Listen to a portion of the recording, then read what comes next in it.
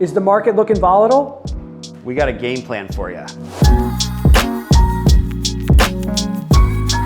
Remington, I'm glad you asked. In today's market, where there is a lot of volatility, there's a lot of up and down with interest rates depending on what's going on with inflation, global markets.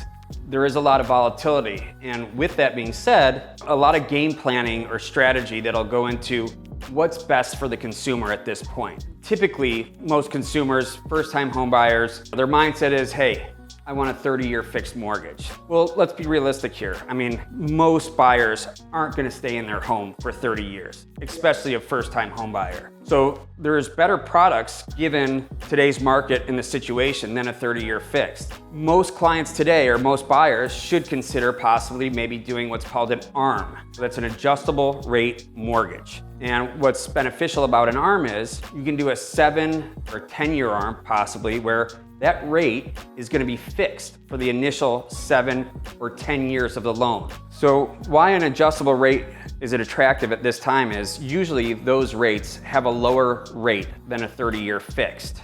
And so if the client is not going to be in the home for more than 7 or more than 10 years, then it makes perfect sense for the buyer to enter into an adjustable rate mortgage.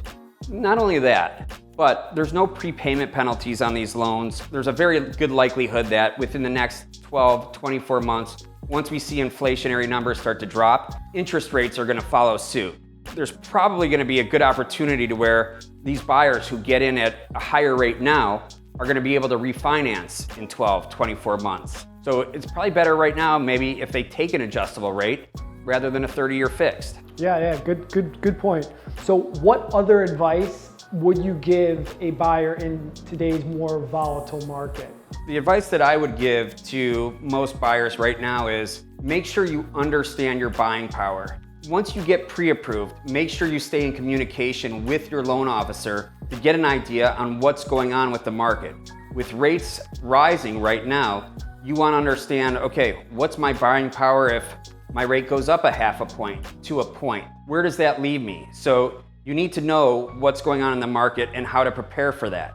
Correct me if I'm wrong, but I've always been under the impression or assumption that one interest rate tick up is more or less 10% of your buying power. Is that a good rough back of the napkin equation to do?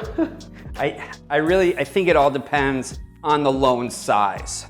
So the smaller the loan, a 0.5% or 1% in an adjustment in interest rate has less of a monthly payment effect as it does on a larger loan. Right now, what might be with interest rates on the higher side, another good strategy when it comes to getting, like if there's seller credits, is instead of using those credits as a credit to go towards closing costs or price reduction, is using that credit to buy down the interest rate.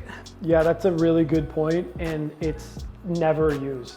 I Right. mean, it's either that real estate agents aren't advising their clients, or I don't know what's happening, or they don't, or maybe they just don't know that that's an option. Some of the responsibility obviously would fall on the lender and advising them, hey, this is an option. You should structure the deal with your agent like this, Right. and maybe buy down the interest rate. Right.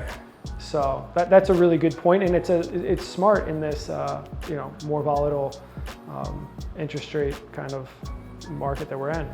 It's important to know how long, or at least have an idea of how long you're going to be in the house, because it doesn't really make sense if you're going to own it for 2 years, correct? Correct. So you got to know, right?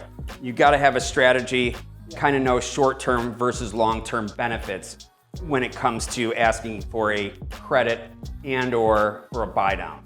And then the other question that I had was, on average, what is the cost to buy down the interest rate 0.25%, 0.5%? I know that there's probably a large discrepancy in the amount depending on what lender you're talking to and their ability to make a deal or whatnot, but. Sure.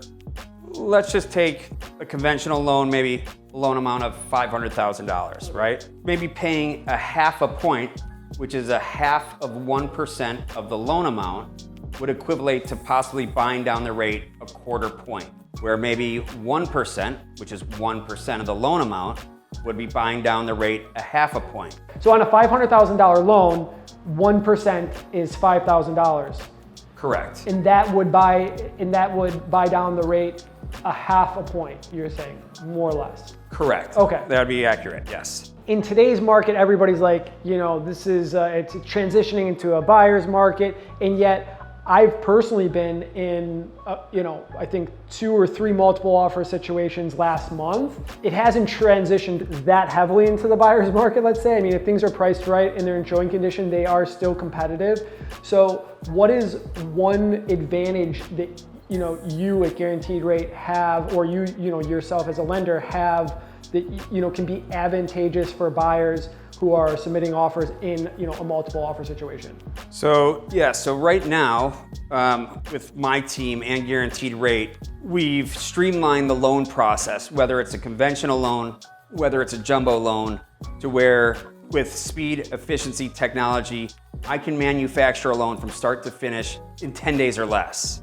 And so why that's important right now in this market, especially in a competitive market, is if you're going to offer, let's say you're competing against an all cash offer, well, if I can close a loan in 10 days or less, and we can pre-underwrite that loan on a property that's to be determined, basically we're set to go. Aside from an appraisal and title, we're ready to go. We take away all the red tape so you can let the seller know we've already done our full due diligence and underwritten the whole file to where there's nothing left in question.